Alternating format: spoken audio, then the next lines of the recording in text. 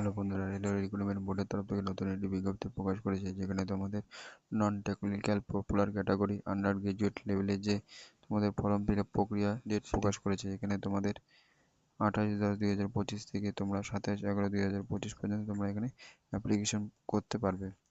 আর এখানে তোমাদের যে অ্যাপ্লিকেশন, যেটা তোমাদের ফি পেমেন্ট ডেট, সেটা রাখা হয়েছে 29/11/2025 পর্যন্ত।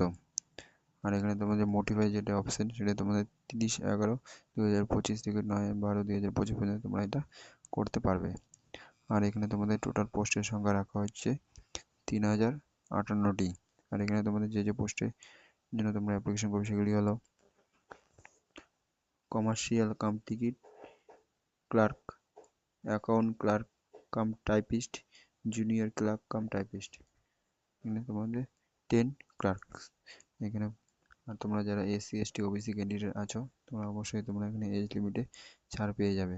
আর অবশ্যই তোমাদের এখানে শিক্ষাগত যোগ্যতা +12 তোমাদের অবশ্যই থাকতে হবে। এখানে যে তোমাদের যে শিক্ষাগত যোগ্যতা রাখা আছে, সেটা যদি তোমাদের 10+2 অর্থাৎ 12 পাস অবশ্যই তোমাদের হতে হবে।